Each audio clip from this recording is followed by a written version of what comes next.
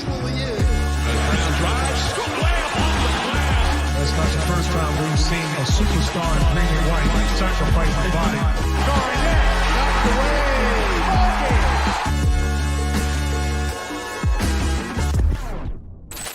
Welcome in to another episode of First to the Floor. Ben Vallis here. Thank you for joining us. Hope you're doing well. I'll tell you who's not doing well. That is the Summer League Celtics, buried in a hopeless 0-2 hole. Wick, sell the team, buddy. Joining us back fresh from a trip down to Melbourne, where he has proudly missed the majority of Summer League. It's Jackson Bauer. Jackson, how you doing, man? Welcome back. Yeah, great. I'm so happy you've caveated that, because otherwise I was going to have to pretend I knew what I was talking about for these guys. But now the cat's out of the bag. I'm well, recovering from a bender.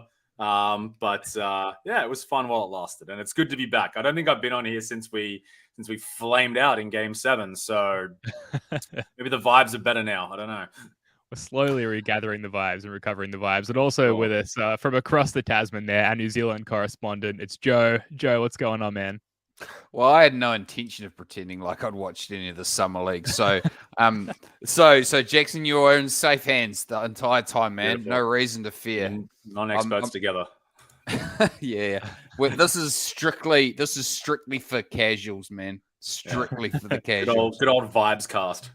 I got some takes. I got some takes that we'll get to. Ben, man. But I feel like we need to play host, maybe, Ben, for you, our guest. This is like, let's not get carried away. Let's not get carried away. The takes are limited and simple, as they often are with me. But first, before we get to Summer League, quickly, the latest on the Jaylen Brown contract or lack thereof situation. So a couple of news tidbits here, guys, and then I want your takes. So according to Adam Himmelsbach of the Boston Globe, Brown and the Celtics continue to work on a new deal, which could be worth as much as $295 million over 5 years. A league source tells Himmelsbach that there is confidence and hope that an agreement will be reached soon, but it's unclear how far they are from the finish line, with one source saying there is work to be done. And it goes on to say it's possible that the discussion is centered on performance incentives, but one former NBA general manager said that the inclusion of a fifth-year player option or 15% trade kicker is more likely the sticking point. And Jason Tatum, for what it's worth, received a player option for the 2024-2025 season when he signed his rookie max extension back in 2020. Jackson, like, what's the holdup? I guess, like, if we could just speculate, no one knows anything, so like we can float anything out there. What do you think the holdup is? All right, is Jaylen Brown confirmed to be in America? Because the last I saw, he was in Paris wearing just like a leather vest and one glove and hanging out with like Jude Bellingham and Marcus Rashford and whatnot. So is he back in the States now? Definitely in Vegas. All right, okay. So I have no idea. The answer seemed to be for a minute that it was the Damian Lillard domino piece waiting to fall, which would trigger X trade, which would trigger Y trade, which would trigger blah, blah, blah, blah, blah. Mm-hmm. I have this sick feeling that maybe they're considering still trying to offer a trade package for Lillard because, I don't want to contemplate that. That just feels a bit dark to me. However, I don't know, man. Maybe these things just do take time. Maybe it's not a sexy conspiracy theory sort of answer. Maybe it's just, I have an issue with this clause. Cool, we'll get back to it. I'll review it later, blah, blah, blah. And maybe it's just a really boring accountant sort of process that's happening here. That's what I choose to believe. Or I don't know, maybe the Marcus Smart trade just broke his heart into a million pieces like it did mine, like it did Joe's. And maybe he's like, you know what? The loves just ain't there anymore. And I got to bounce. I don't know, man. It doesn't really concern me, I suppose. No. I don't know if anyone else is getting concerned vibes, but no, man, I think it'll get done. I don't think Jaylen Brown is turning down $290 million, whether or not we offer it to him or not. That would be a surprise. But I mean, yeah, it just feels like this is going to get done eventually, and the explanation is probably not as interesting as it might seem to us. I don't know. What do we think? Yeah, I mean that's Occam's Rozier. Sorry, go ahead, Joe. I had to get that in there. No, Ben, you finished that point, mate. You finished that point. Well, can you remind me what Occam's Razor is? Occam's Razor. Well, I'm gonna flub it a little bit, but basically the simplest explanation is the most likely one. Oh, yeah. Lab leak. Okay? Ow. Yeah, I think you're probably right. Occam's Rozier. That seems like the fifth-year player option would be the most likely thing to haggle over for me. for what it's worth, he's getting paid too much, man. I don't want to give him a fifth-year player option. Like, don't let that hang over our heads. No way. Yeah, but so many players who have signed these max extensions have them. Like, there's a long list of players who are in a similar position to Jaylen Brown, like not the best player in the league. In some cases, not necessarily the best player on their team. Karl Anthony Towns being a recent one, where it's just because of their market value, because of where the cap is at, because of what they're eligible for in terms of a max extension at that time. Like, in order to keep them, those teams have had to sign those teams to those contracts and added those incentives like trade kickers and like a fifth-year player option as well. It's kind of standard. And the amount of money, like, yes, it seems like an exorbitant amount now, but just because of where it is, baby. Yes, $300 million over 6 years seems a lot now, but wait. It won't seem like much at all in 2 years' time. Well, that's exactly what I'm saying. You wait for the cap to inflate somewhat. And, when we re-sign Jason Tatum in a couple of years at what he's eligible for in terms of a max extension, that's going to be way more than what Jaylen Brown is eligible for now. So it's just relative and appropriate as far as like where the cap is at and what he's eligible for. They're just different classes of player, though. And yeah, sure, whatever. I guess you've got to give Jaylen the max. Although, then do you really? Like, I feel this is a little bit of an untested thing in the NBA where like teams actually negotiate with players of Jaylen Brown's caliber, like that, like high level player that isn't actually a number one, that isn't actually a reality bending player. It's a little untested. We just kind of expect them to, like, they just capitulate. And we'll capitulate too. So that's the holdup, right? They're clearly negotiating on the finer points. Like, if it was just his maximum everything, all the bells and whistles, all the stuffing, then it would just be done and dusted right now. But clearly there's a bit of a to and fro on the trimmings. Thank you. Thank you for helping me there. I started thinking about turkeys. You're talking about stuffing. Yeah, I love a good rotisserie chook, buns, coleslaw, sage and onion stuffing. Ooh. Yeah, so I mean, you feel free to continue that analogy, but like, what else are we trying to work with? What are the holding points in terms of the negotiation with Jaylen Brown? That would make the most sense, but I don't know, man. Like, I'm just okay. Look, I just think we need to get out of our feelings on this Jaylen Brown thing. Like, he's going to be it's going to be marginal whether that is a positive value contributor over and above his salary. Like, and at the end of his contract, like, it's just hard with this, like, $50 million a year. It's just really, really, really hard. And or whatever X percentage of the cap is, what are we, 35% of the cap? All right, for him. Is that how it works? Yes. Yeah. So it's just hard for the guys to overproduce 35% of the cap. Some guys can. LeBron's done it for his entire career, but it's just always a marginal proposition, man. So I'm inclined to play hardball on the coleslaw and the sage and onion stuffing. He's getting his chicken, he's getting his buns, but I want that blooming stuffing. He brought it back. I love it.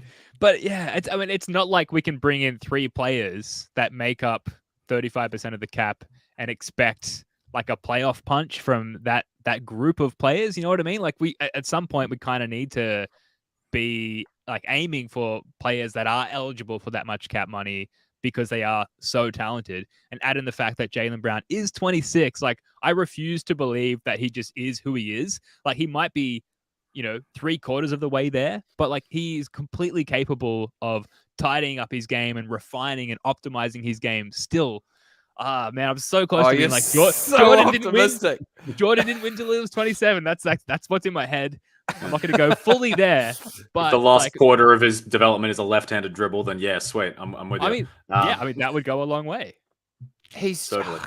Look, I accept we're going to have to pay him a lot, like this amount of money, but like, guys, let's not get it twisted. He's not a top tier NBA player.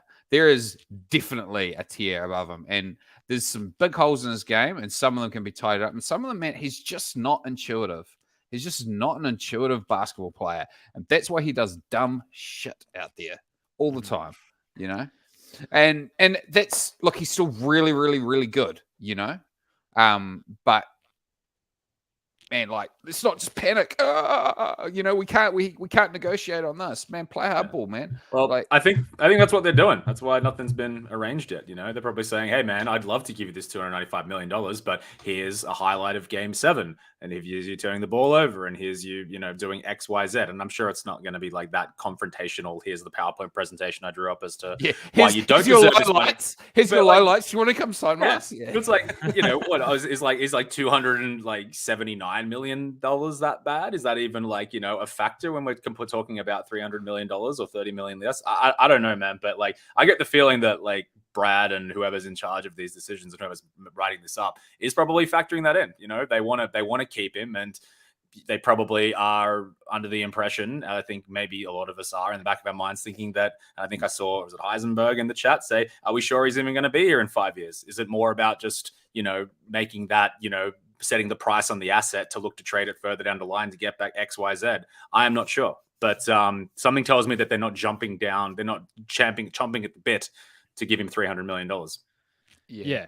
And this is a common conversation going on everywhere between all Celtics fans. So that, that obviously makes it more difficult. That it's clearly like it's not like clear cut. It's not just like this guy absolutely deserves that money. That's probably part of the reason for the hold up. Sometimes it's a bit iffy.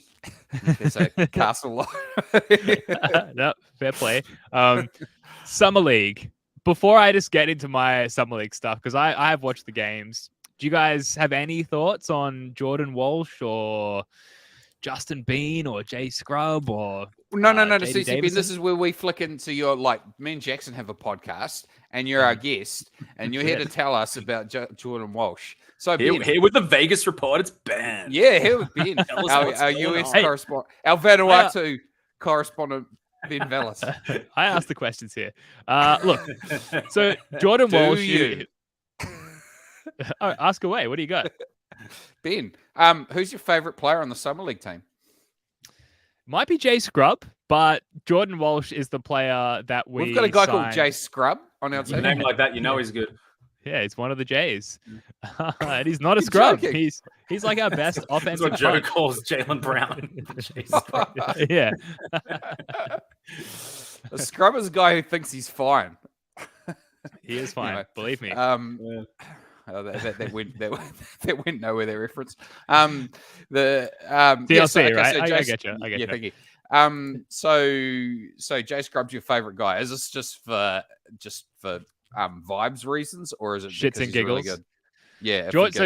Jordan Walsh is my favorite guy from a longevity standpoint, and the reason for that is he, first of all, and you guys will love this, and we're going to get to some Grant Williams stuff later. He brings some of that dog mentality that we have shipped out with the departure of Marcus Smart and Grant Williams, and that's really clear, and not just from going back and watching his college highlights, but just from like the moment the ball tipped in Game 1.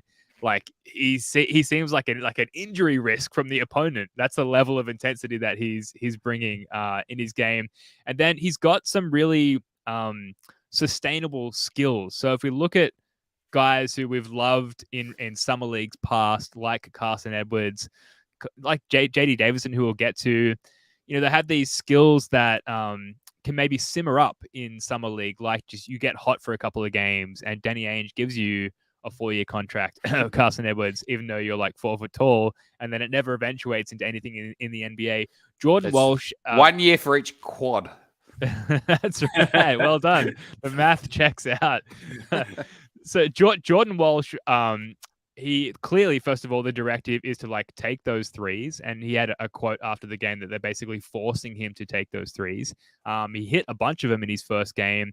He is driving closeouts, and he's defending really well, and those are scalable skills, and the defensive foundation gives him some time, I think, to develop the shooting and the other skills as far as like his playability from NBA roster perspective. And so he's really shown himself to be the sort of player archetype that can be complementary towards the Jays and the rest of the Celtics roster as is, and his defense, I think, might keep him on the court from day one. That said, like he's extremely raw, and if you watch the Summer League, games in full and not just the highlights, there's like little obvious things that he kind of sucks at. Like he loses his man on box outs regularly. He dies on screens like quite regularly as well.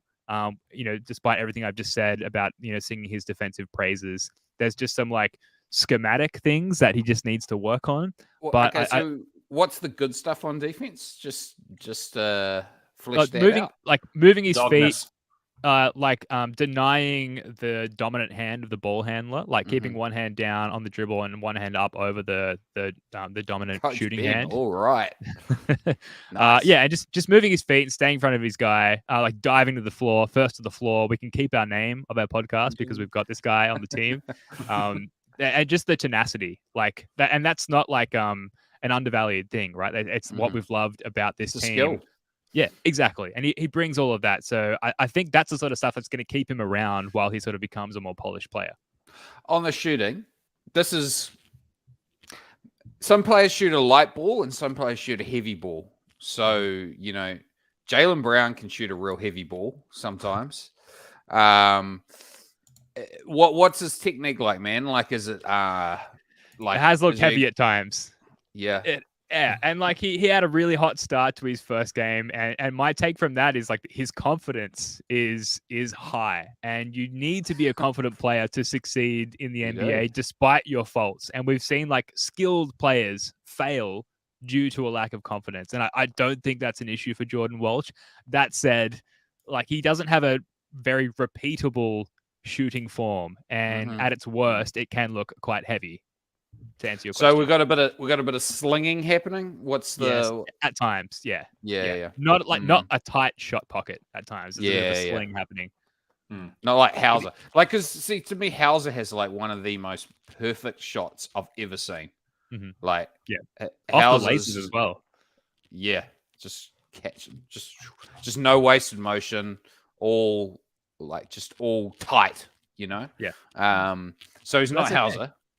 No, but that's okay. Then on the other hand, Smart, man, it's got to blow away because Smart's technique, I did not love his shooting technique either. Smart was very, very fling it from kind of middle and overhead. It wasn't lined up that good. Is he kind of on the Smart end of the spectrum, we think?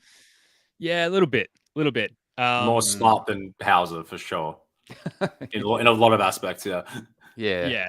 But yeah, similar to Smart, there's enough that he does very well, aside from shooting, to keep him around while he develops that skill. And that's probably one of the more developable, for lack of a better term, skills for, NBA pros who come in and have shown like quite early they can hold their own on an NBA court. And that's not to say like I think Walshy will do quite a bit of G League time this year.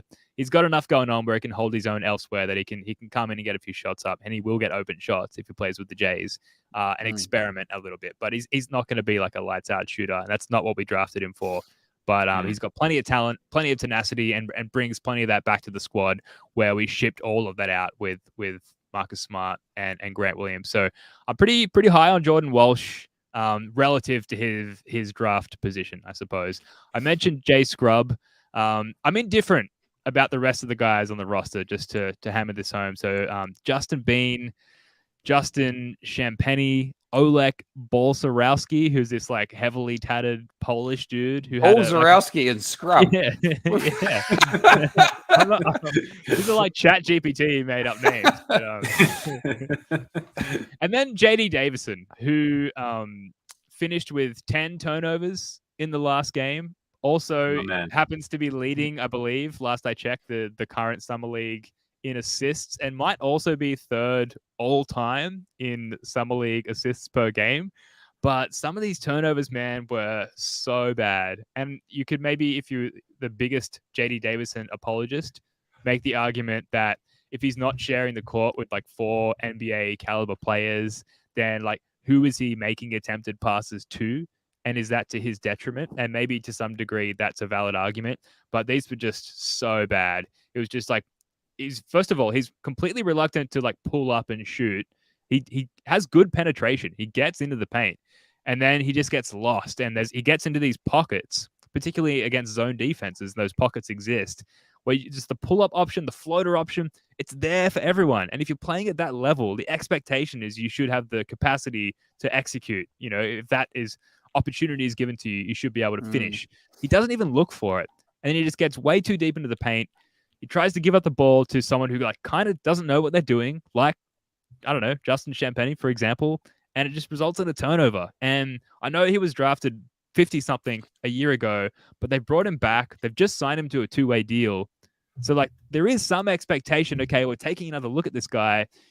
The expectation of him in the Summer League is higher than the rest of the roster. And I just don't think that he's necessarily executing in the way that we would hope that he would at this point. So a little bit disappointed in JD Davison, but, he's a 2-way player, so it doesn't really matter, I guess. Yeah, so the quality of the turnovers is the thing, eh? I know we've got a comment here from Heisenberg that the volume of the turnovers was scary, but you know how when you watch, sometimes there's a turnover and it's just the passer just saw something happening that the recipient did not see happening. Those are the kind of ones I kind of almost like those turnovers. It just means sometimes a genius is surrounded by idiots, right? They're not of that variety, is what you're saying. They're just the vision's not there. Right. Yeah. What did he have in the first game against the Heat, though? It was 11 assists? He did have 11 assists. Well, yeah, I mean, but so it worked once. Yeah. And you can't fault that, but just the terribleness of the turnovers in this second game, it was just so glaring. You're so not ready for any sort of NBA role, even, just skimming minutes off the bench, a la Peyton Pritchard or whoever. He just doesn't seem ready for that kind of role. So it's not to say that the potential is not there. He's got incredible burst, incredible athleticism, and a nose for passing. He's clearly trying to be a pass-first point guard, maybe just in lieu of any sort of shooting talent, but he's just so far from being that. But, it's a nod of confidence in JD Davison's direction that they've signed him to this second 2-way deal, which I think is $500K per. Plus he's living in cheap old, Portland, Maine, where I'm assuming $500K per year, gets you a pretty good place to live, pretty good living situation. So it could be a lot worse, but he's got a long way to go. I don't know, guys. Any other questions for me regarding Summer League? I obviously spent a lot of time and attention watching the games. Detailed scouting report, man. Now time for a nonsense question. Did you see the controversial stain on his pants that he is now in danger of being known forever for and nothing else? Yeah, well, let me throw this question back at you guys. Is there any way that isn't shit? Because, tell me, what else could that be? I don't necessarily... It's got that light green hue about it a little bit. Yeah, no. It doesn't. I don't know. I'm an expert on Paul Pierce bleeds green. Paul Pierce bleeds green. JD. It's a perfect way to endear yourself to a fan base, whilst also.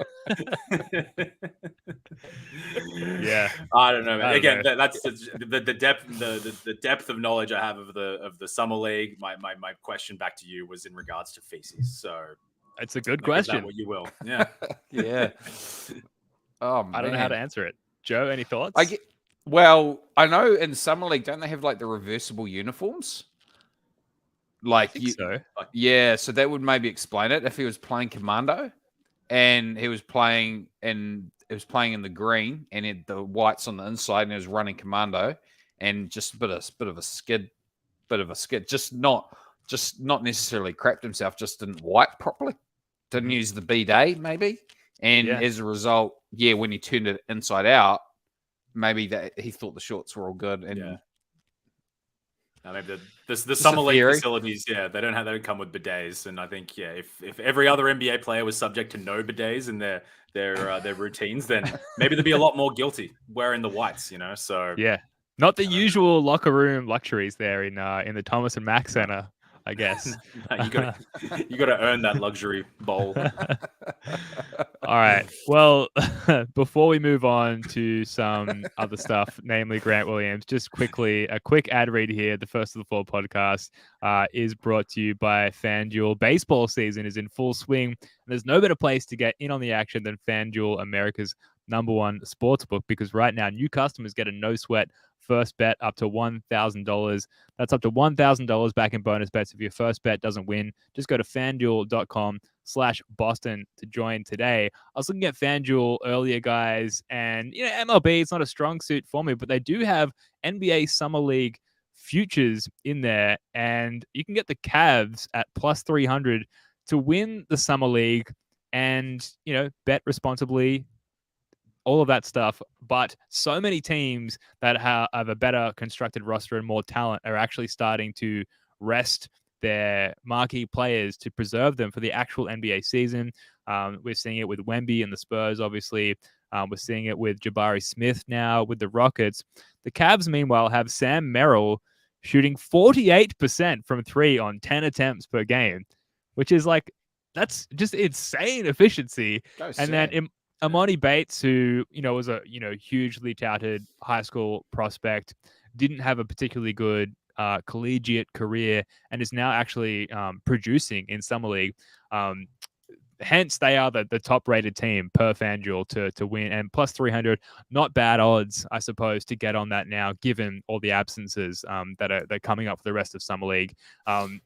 I would throw to you guys and ask you, but I happen to know that you've watched no Summer League, so perhaps we can just leave it there and move on. I have something. Most memorable or hopeful Summer League signing, because I remember Lenny Cook played for the Celtics Summer League team. Do you guys remember who Lenny Cook was? No. Can't say I do.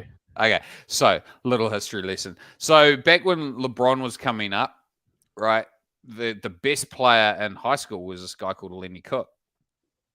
And so LeBron's coming out party was at maybe the ABCD camp, and he dominated this guy called Lenny Cook. But Lenny Cook still had heaps of name recognition. Celtics signed him for Summer League, and we're all pretty jazzed about it.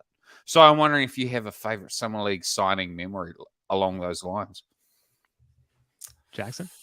2 years ago, we lost to the Kings in the Summer League final, and I was convinced that the Summer League team was about as good as probably the worst team in the NBA that year, because it was smoking dudes. So I mean, he was already on the team, but I just thought Peyton Pritchard was just the second coming of Jesus during that Summer League. So he's a good player. That was the one shining Summer League memory that I have. And it's our man Peyton. Can I say the Jays? Is that so Tatum? Well, so that year where we had Tatum number and 11 Brown Tatum on the yeah 7-11 7-11 yeah. I mean, they killed it, and it was sort of rework your approach to the game, Jason Tatum, where they cut out the mid range of his game, and it was Jason Tatum shooting back down Kobe turnaround, spin, fadeaways, and hitting them, and then hitting a cutting Jaylen Brown for epic dunks over guys who were never going to make the NBA. To have that level of talent and athleticism in a Summer League roster was a lot of fun. I will say Carson Edwards, I was shitting on him earlier, but I was fully bought into the Carson Edwards experience. I actually tried to purchase a Carson Edwards Summer League jersey unsuccessfully. Yeah. I guess it's not profitable to try and replicate. That's where the real fans I was are. looking. I remember Grant Williams' one was for sale, and obviously they're the same class. Yeah, I was pretty keen. Sorry, Jackson, I just talked over you, man. No, you're right. You're right. The point it was a similar sentiment. Okay. All right. Well, that's a good question. And we've all had a turn of answering it, but you mentioned Grant Williams, which is a great segue. And Jake and Spoonie on their last pod, they sort of covered the transactional aspects of the Grant Williams trade. So guys, the three of us have been doing this pod since 2018. So well and truly before Grant Williams' birth as a Celtic. Let's just talk more about Grant Williams' time in Boston, and if we're sorry to see him go. I think some people are happy to see him go. Joe, what are your thoughts? first of all, from a roster perspective, but also just from a fandom standpoint, what are your thoughts on Grant being shipped out? Well, I mean, okay, first of all, like I'm a Grant fan, despite his flaws. He's my blind spot. I just love the guy. And I think I'm just going to repeat a point that I heard Bontemps make. Like we talk about like, oh man, don't worry about paying Jaylen Brown $300 million because the cap will go up. Think about what that's like as a percentage of the cap. The point that Tim Bontemps, sworn enemy of Celtics fans, made is like, well, like Grant Williams' contract is for like 7.5% of the cap right now or something like that. And it actually only increases by 4.5% every year. Yeah. So it actually gets cheaper relative to the salary cap. What are we doing here, guys? We need guys like Grant Williams on the team. Like, are we not trying to win this year? Do we not think we can win? Do we think, oh, no, Grant Williams won't help us win? Come on, guys. I just, no love for it, man. It's a pretty rough off season, to be honest. Like, my two favorite players, going.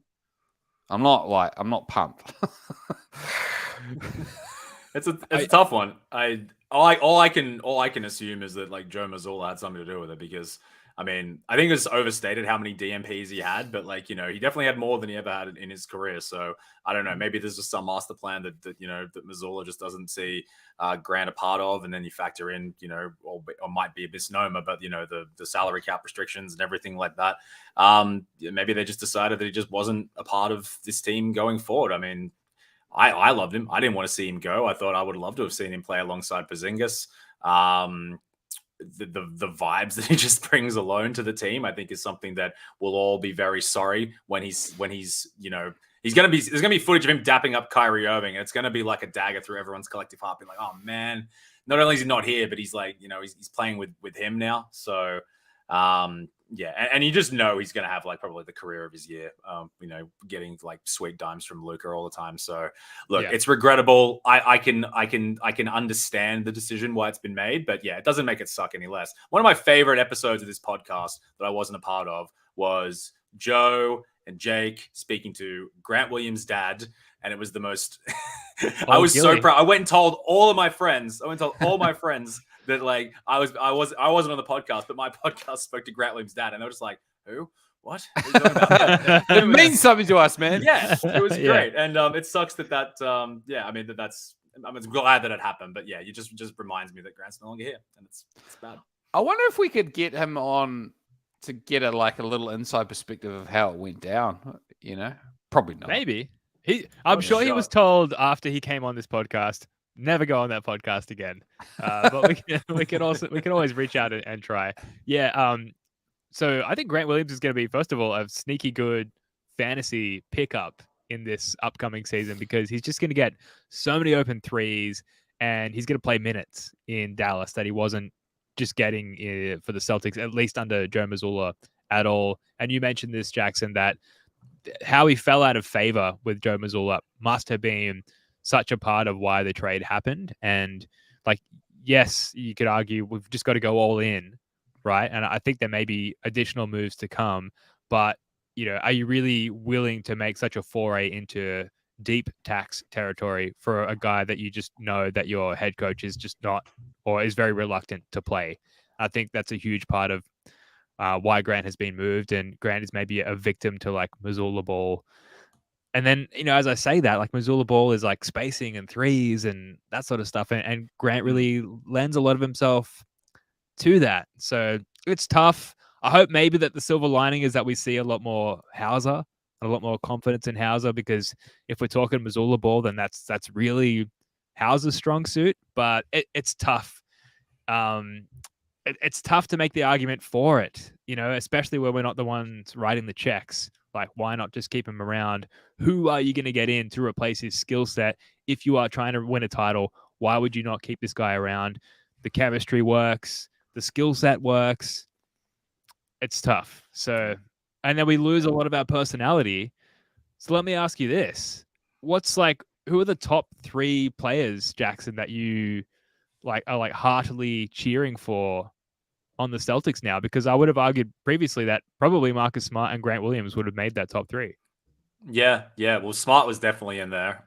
Grant, I don't know. I liked Grant. I don't think I could hand on heart say he was one of my favorite players. But I certainly liked him. My girlfriend, who I have force fed Celtics content for 2 years to the point where she was almost in tears when Smart got traded and was also very upset when Grant no longer re-signed with us. It sucks. But I mean, look, I obviously, quality. Shout out Aaron. To answer your question, the 3 players, I mean, I guess it's Tatum, I guess it's Brown, and I guess it's Horford because he probably doesn't have long left to go, perhaps. Sure. That would be my easy answers. I'm sure KP Porzingis has some weird idiosyncrasies that that's just going to remind me of Ivan Drago in some way that I'll probably resonate with and stuff. But yeah, for now it's just got to be those 3. But yeah, it doesn't feel as special as a guy like Smart or a guy like Grant. Yeah, I mean, Derek White for me is my definite favorite player now. Good call. Yeah, definite favorite. I've always liked Pritchard. I'm probably, when I get to see a lot more of him during the year, I might might fall out of love with him. The limitations will start to make themselves known, right? But I do like Pritchard. And man, for third one, I guess I'm not trying to be a bummer, but I'm lukewarmish on our stars, right? It's been but reasonably well documented in this portion of the internet.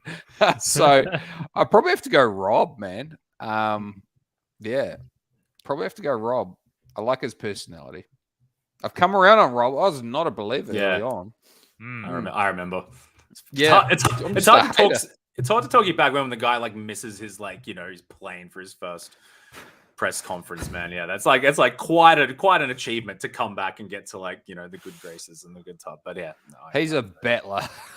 Yeah, he is. Yeah, he's so likable though. Yeah, he's very likable. Yeah, I feel like the goal for the preseason from my fandom's perspective is to just really find personalities to buy into to try and replace that void.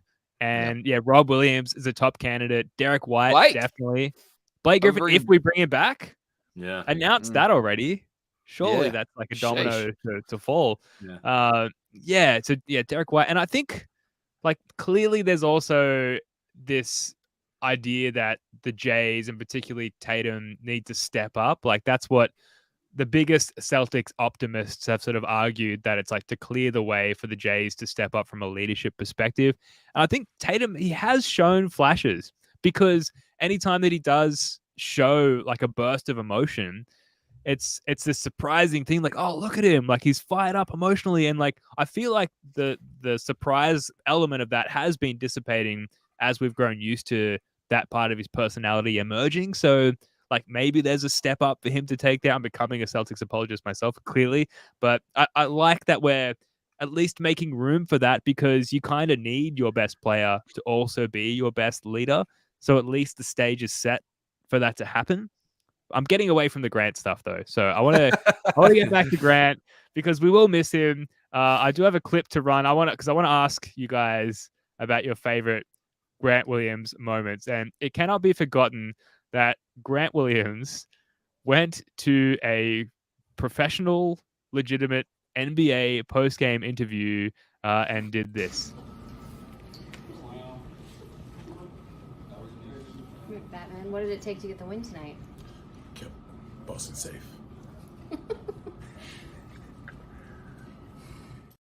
Dude, in character as Batman, have you ever seen anything so crazy in an NBA setting? We've had, crazy stuff in locker rooms, guns in locker rooms, and all kinds of crazy stuff.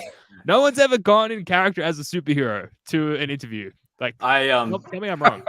I would agree with my housemate. If the Celtics win a title, I'm going to get some sort of Celtic-centric tattoo. For about 2 days, I was contemplating getting Grant Williams as Batman, as that. Yeah, and it would have been the. I would have regretted it immediately, but I'm just it's that ridiculous, and it is that just out of anything I would have expected from this team. I have to commemorate it, but no, that takes the cake for me. At least my Celtics fandom, that's for sure. I've This stuff has no place on a championship team. I don't know. Probably. Probably. It kind of makes me think like there's everyone's allowed their different interests and one of the interests I would not share with Grant is one of like comic books and that. but I kind of I think Grant can have a laugh at himself. It made me seem like he's a reasonable sort of guy. Shut up and doing that. He might have leaned into it a bit long. You got to drop the act a little long. That's the trick with any kind of humor, right? Like you can't play the joke out too much or it gets tiring. And I think that might be his flaw, right? He doesn't maybe know when to stop. That sort of seems like, he doesn't know when to stop complaining to the refs, and he might not know when the joke's not funny anymore. But I thought it was great. I mean, I think now looking back, it's great. Maybe at the time it was great as well, but also it's like you said, Joe, like he didn't know when to stop, and he definitely, as much as I love him, like became a little bit tiresome in his behavior as the season went on, and the fact that unfortunately was like backed up by inconsistent play and a lot of frustrating moments on the court. Like that attempted and missed game winner against the Jazz, like the I'm gonna make them both situation. Both. Not a great year. So, c'est la vie. I will miss you though, Grant Williams, and please, Gil Williams, feel free to come back on this podcast anytime to talk shop. And any other favorite Grant Williams moments before we sort of tie the bow on that one for good. Let's be real. We don't win the series against the Bucks last year without him. Not just Game 7, but because of the defense on Giannis. So, shit, that's got to be worth something. You know what I mean? That's like I feel like he's above Kelly Olynyk in the fondly remembered, Celtics role player oddball characters. But I feel like his contributions are a little bit more memorable, at least for me. Playing on after getting curb stomped by Joel Embiid. That was pretty good. I think for me, I have a couple like snippets in my head of just particular things he could do on the court. I remember him against the Knicks. It's just like, man, it was like in his rookie year against the Knicks, going up verticality, two hands and getting a block. I also was a little bit of an underrated shot blocker. And definitely, poor guy couldn't rebound very well, but that I remember Jokic last year. Sorry to jump in. I just remember that. Wow, yeah. I mean, he wasn't too bad at it. He got a tough whistle. I always felt like he got a real tough whistle when he would shift his feet really well. Sort of War on Tice kind of part 2 with him. I often felt, and I understood his frustration, because I genuinely felt like he was getting hit in the chest a lot. And, if you hit in the chest, in my view, it should be a play on at worst. That's my memories of Grant. I just liked his game. I liked I would like playing basketball with Grant Williams, you know? Maybe not hanging out at the pub afterwards, but playing I could do that too, yeah. Well, you mentioned the war on Tice. There's a question from Mr. Tice in the chat here. Who was more important, Big Baby Davis or Grant Williams? Probably about equivalent. Probably about equivalent. I mean, Big Baby was part of a title team, and he had a big part on that 2010 run. Yeah. If they won that year, I think this would be an easy answer. But Big Baby didn't really have, he really wasn't as good a player as Grant. He didn't have a natural role. Like Big Baby couldn't really shoot it. He couldn't really rebound. Oh, he was probably a better rebounder, but he certainly couldn't switch out. He certainly wasn't playing perimeter. He was a heated. Grant was very useful. Yeah. He had that baseline J though. He did. All right, we've got to move on. Otherwise, we're going to be here all night. But we will miss you, Grant Williams. So the mid-season tournament has been announced, and the Celtics are in a group, which I just now realized I failed to upload that data to our stream. So we'll pull that up in a second. But just to quickly rehash the format of the mid-season tournament, if you're not already aware of it. So there's a group play stage to begin with, 6 groups, 3 in each conference, 5 teams in a group. You play each team in the group once. These games actually count as regular season games. The group teams with the best tournament record are at the group stage, they all move on. Plus, the next 2 best teams become wild card teams, rather. Then there's an 8-team knockout round, single elimination, which should be really fun. Then the last 4 teams head to Vegas, and then there's a championship game on the 9th of December. The winner gets what they're calling the NBA Cup, and the final game is the only one that doesn't count as a regular season game, which is weird. Like, I'm not comfortable with the idea of, like, Tatum playing 42 minutes a night and also having to play like an 83rd game in the regular season.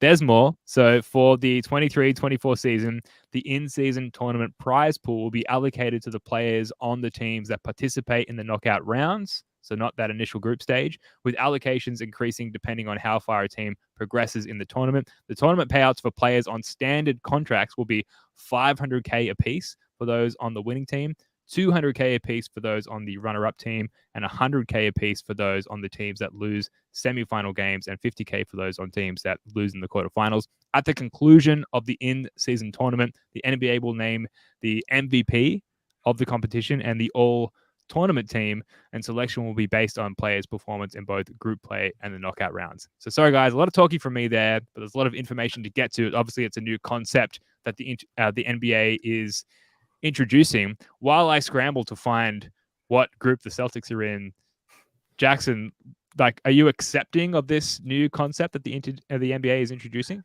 If you would ask me this, I don't know, a week ago, probably before they announced like the finer details of it, it would have been an absolute hardcore no.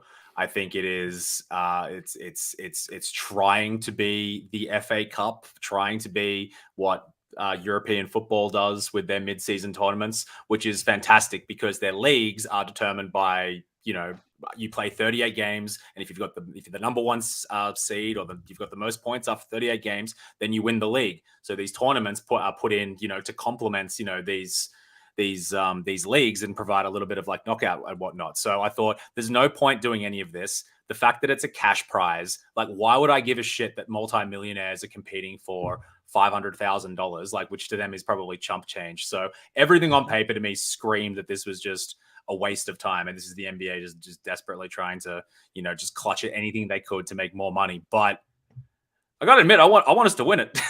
Yeah, right. Like, now that it's announced, and now that I see it, and now in my mind I have some sort of idea of how it's going to play out. And also, I think something that just kind of won me over, the fact that the pool games actually count as regular season games. I thought it was just going to be extra on top of it. I'm like, there is no chance they're not just going to wheel out the G League team. We'll get Omar Ballsack and Scrub Man, who's on the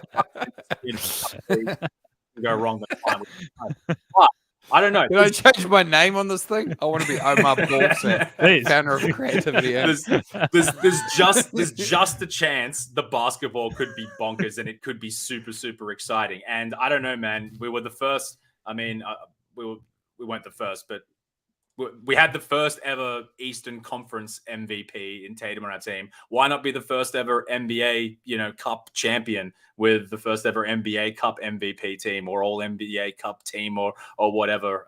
Whatever. I don't know why. As I'm saying this, I still think it sounds a bit ridiculous, but I gotta admit, I'm actually looking forward to it a little bit now. Nah, I'm not into it. Pass. This is. Nah, okay. So here's my kind of thinking on it. It's like, if you're out for dinner, right, and the waiter comes over, right, whatever, and it's like, do you guys want anything else? Imagine if he came over to your table and was like, you want anything else? And you're like, no, I'm good. He's like, okay, but I'm just going to bring you some more fries. And he kept doing it. He kept bringing more fries. I don't need more. Like, I don't need more than the NBA championship. Right. So it feels like I'm being forced to eat these fries that keep piling up on my plate. And eventually it's like, nah, I don't want the fries. I sort of feel like it's just, what does it add? To me, it can only subtract from the value of an NBA championship. Like, who's the NBA champion in a year? Like, it's one of those things. It's like, it's one of the things that makes American sports different. is the absence of other trophies, and one of the things that I kind of like about it, and I don't think they need to ape what we have. We've got some cool things here. Like in New Zealand, we have this thing called the Ranfurly Shield, which was like, and when rugby was way bigger than it was now, the Ranfurly Shield was the biggest thing, and it was basically like the NBA championship belt. You know, they talk about that. Like it was basically that. Like you would defend your belt if you had a home game. Right. It's a cool thing, but it doesn't map on to me to American sport that well. And I kind of want my American sport American, to be honest. But to less use fries, funnily enough. That's the thing. There's only one extra game. It's just the championship game. The rest of it completely loops into existing scheduled regular season games. So it's not more fries. It's not about the game, Ben. It's more titles. It's doubling the amount of fries because there's another championship in here. What does it mean? This is what it comes down to, right? I don't want what does it mean? If it means something, that's bad because that goes against, that reduces the value of the NBA championship, right? There's only so much meaning pie to go around here. And if it means nothing, then it's a waste of time.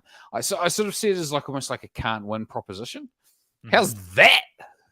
Well, I'm here to tell you, it's not more fries. It's here's the fries you ordered, and here is a free extra spicy sauce that we're sprinkling all over your fries that you were getting anyway. And now they're spicier, they're tastier. You can gram them and get extra likes and followers. There's more substance to the fries because of what we're adding to those fries that you wanted anyway. It's not more to eat. It's just a better, tastier dish. That's the way I'm looking at it. Like, these games are going to be played anyway. Why not make them more interesting? Why not add some stakes to them? Why not, give some team that has no chance of winning an NBA title some sort of sense of hope, like the Sacramento Kings or the Timberwolves or whatever? Why not give them that chance?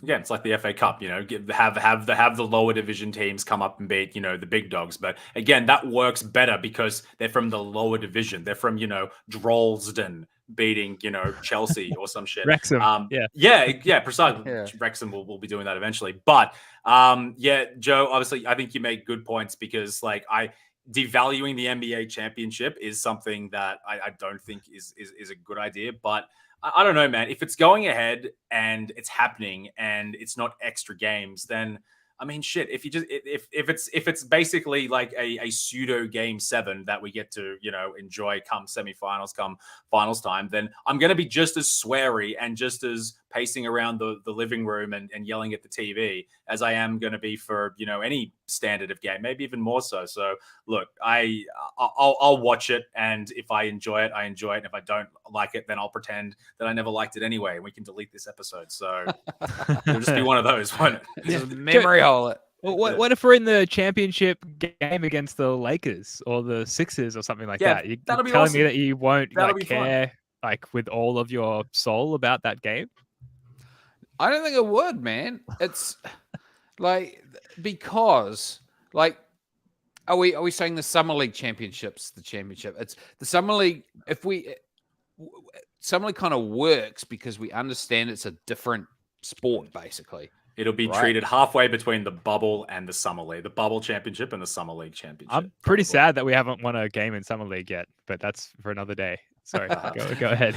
I just don't think there's more significance available to dole out.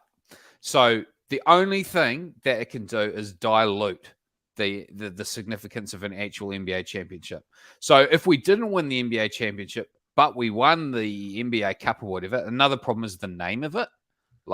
They've kind of used up all the good names with those silly MVP trophies. They should have saved one. The Red Allback Cup? Yeah. You go to the Aussie Carson Edwards, the Carson Edwards NBA Cup.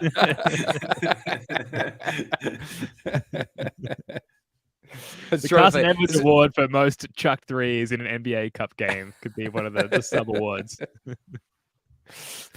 But do you know what I mean? It's like, if it means something, that means that it's a consolation against, say you're a really good team, say you're a contender, you're a contending team for the normal NBA championship, but you win this NBA Cup. Then somehow your season is more meaningful because it had the NBA Cup win in it, right? But it like necessarily means that the NBA championship means less than what it did if something can console you for it not happening. And I just think it. Both. I think unless you win both, to me the NBA is, and I'm way more. I'm not like totally closed off to change. Like I'm pretty open to changing the schedule down, but I kind of understand why people say nah. The NBA is a sport and it has a particular structure to it. And as you play 82 games and you have a series of 7-game series that lead to one eventual winner, you're changing it's almost like you're playing a different sport when you go to single elimination. So that's kind of my argument. That's my argument, man. Yeah, I fully realize and understand your argument. But you're just going to enjoy the game anyway, right? Well, where I was going to try and find common ground was like, I probably won't really know how I feel about it until it's happening. Mm-hmm. And so maybe we can like circle back on this after like an incredible, exciting game 1 of the NBA midseason tournament and see if we both loved it or hated it, and we can revisit it at that point. You know what they will do as well? Special NBA Cup only jerseys as well. They might bring back that Gaelic Lord of the Rings one that Joe absolutely adored from 4 years ago. I'll buy it. I'll buy everything. I'll buy anything with a Celtics name. Yeah, I suppose you're right. I'm a fiend. All right. Well, look, let's wrap up on this because we're going long as usual. So a couple of rumors here in terms of NBA fringe free agents. So the first one, John Wall. He held a private workout in Las Vegas that the Celtics and several other teams reportedly attended. He spent last season with the LA Clippers. For what it's worth, through 34 games, he averaged 11.4 points, 5.2 assists in 22 minutes per game. And with that current guard rotation of Derek White, Malcolm Brogdon, and Peyton Pritchard, and the recent addition of Delano Banton, you kind of wonder why the Celtics are looking at John Wall. Joe, I was just looking at both of your faces. Probably because he's probably better than Delano Banton and sadly probably still better than Peyton Pritchard. Right. So do you think it's a valid sort of tree to bark up? Yeah. I mean, I personally think John Wall's probably a little underrated. That's it. Like, I'm a total casual for every other NBA team. I don't watch NBA really outside the Celtics at all. But when John Wall was good, man, he was really, really, really good. He was he wasn't just an athlete, He really could. He was a real point guard, man, and he could do some damage on the pick and roll. He could put a lot of pressure on a defense. So yeah, I'm open to that. Yeah. I think, if we get him, would we need Blake Griffin as that veteran glue guy sort of presence to have around the locker room? I feel like they occupy the same tier of washed up, but not entirely washed up superstar. But then probably John Wall might just be better than Blake Griffin. More can contribute more is what I'm trying to say. I think it's worth a shot. And if he sucks, then you just don't pay him. Like, how much would we be giving him? Like, it would be peanuts compared to what he's collected over his career anyway. So you might have to pay us. Yeah, you might have to pay us. Fine. I'd pay to have a seat on the bench for sure. So, yeah. John, have you paid your subs yet? The highest bidder. John, we've been asking you for weeks, man. I'll just say that the Clippers, who had him last year, have no guard depth, and they are not looking to bring back John Wall. And I think that's very telling. Yeah. I picked him up for my fantasy team last year, and yeah, he was a big fat zero. If dog shit. Anyway, so yeah, hey. That's my. But he's a fun name, and maybe lends he just doesn't like. There's veterans who you think like, sage advice, like great voice in the locker room, and maybe I just don't know enough about John Wall, but he just doesn't lend himself to that sort of veteran archetype from what I can tell. But, I can't tell much. The other one, Glenn Robinson III. So Scott Agnes had this report that during an exclusive conversation with Fieldhouse Files, Glenn Robinson III shared that he plans to resume his NBA career and is preparing for workouts scheduled with NBA teams next week in Vegas. Teams like Milwaukee, Boston, and Golden State have expressed interest, he said. He last played 23 games with Sacramento in 2021. So he's been out of the league for a little while. And I did a little bit of digging around. And as far as I can tell, it's just because no one wanted him. It wasn't because he had like some sudden career pivot or anything like that. He just couldn't get himself on a roster. So Joe, Glenn Robinson III, like he was at some point like a talented, spicy wing. Is this something that you're excited to hear that the Celtics are exploring? Mainly because I recognize his name. Yeah. Mm-hmm. Yeah. I just want to give me some guys I've heard of before, you know? It definitely helps. We've heard of him for a reason, right? Yeah. Because his dad, his dad was Glenn Robinson. Maybe. Still. I've got to sign Glenn Robinson jersey, actually. Maybe if we sign him, he'll be keen to come on the podcast and I can, get him to complete the set. Complete the dad set. Absolutely. He won the slam dunk contest, didn't he? In that really bad year. Yeah, I think he did. I think he beat Aaron Gordon, to be honest. And I say I think, I'm like looking at it, so I'll stop pretending that I'm pulling this out of my mind. Yeah, so I mean, we had Blake Griffin, now we can have Glenn Robinson, another slam dunk champion. And Kristaps Porzingis won the skills challenge that year. So I don't know, maybe we're just assembling the sideshow 2017 All-Star superstars, why not? Brad Stevens is like, I was quite taken by the 2017 All-Star Saturday night. It's always been my dream to bring them all back together as one.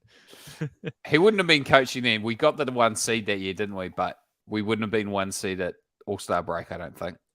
I don't think so. I think Cavs would have still been 1 seed. Anyway, sidebar.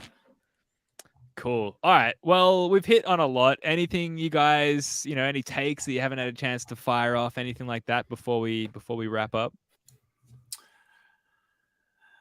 Nah, man, I'm fresh out. I was going to say no is a valid answer. Just, by the way, if we sign Glenn, Glenn's got to pay his subs too.